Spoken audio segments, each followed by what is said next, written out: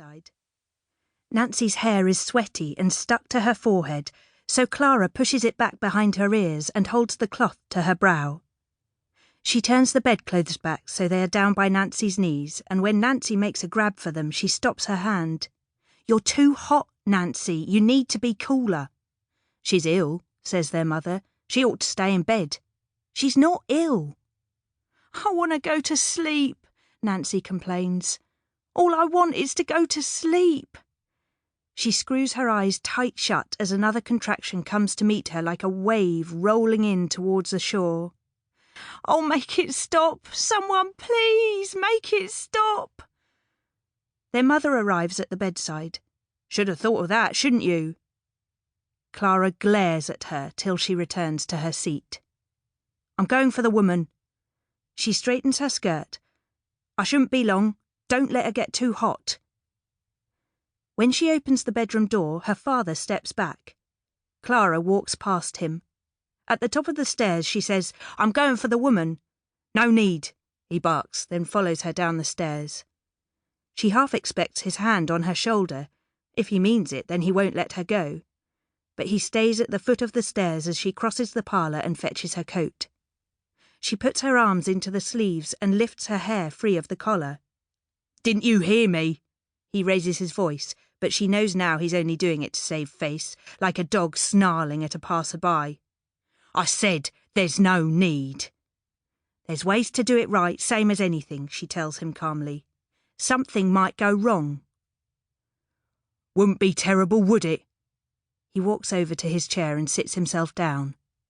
"Might be the best way. Might be better for all of us." Clara slips out into the street and walks quickly, thankful to be away from him. The woman she brings back to the house is terse with common sense and hardly looks at their father, save to nod in his direction as she takes to the stairs. That annoys him, and he makes a grab at Clara's arm as she passes. "I won't pay her," he hisses. "You know that, don't you?" But he lets her go. "Like living with a house full of cats," he mutters as she reaches the landing. Her mother stands with the midwife at the dresser. "This water's cold," the midwife tells her. "We've been keeping her cool," says her mother, glancing at the covers that are up around Nancy's neck again. The woman walks to the bed.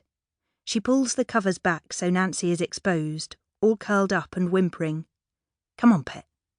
The midwife takes a hold of her shoulders and eases her round till she can see her face. She plumps up one of the two pillows. "Try to sit up a bit."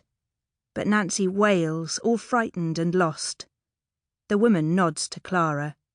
"Bring me my bag." She orders their mother downstairs for hot water. Clara watches as the midwife lifts Nancy's nightdress up around her hips. The sudden nakedness shocks her, and she turns her back. But she knows she's of no help to anyone like that. The loss of control makes her feel faint. She gives herself a talking to. This is happening. This is actually happening, and nothing she can do will change it now, so she'd better get used to it, the same as Nancy has to. She takes a deep breath to clear her head, then turns back to the bed. The midwife has her hands on Nancy's belly. She presses gently on the sides as she moves up towards her navel, then takes a small wooden trumpet from her bag, puts one end of it over Nancy's belly button and the other to her ear. "Has he been kicking much?" "I don't know," says Nancy, all surly and tired. "What? You haven't felt him? You must have a belly of stone then, 'cause he's got a good heart." "Has he?" "Nothing wrong with him there."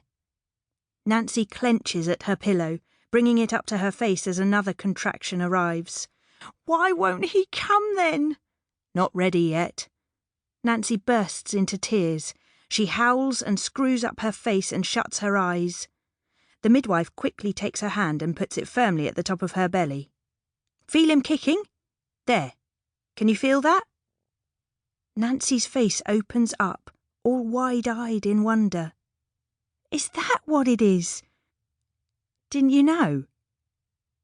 Clara steps closer. She wants to touch her sister's belly too, to feel what it's like to have something alive and kicking at your insides. Something happens that makes Nancy break into laughter.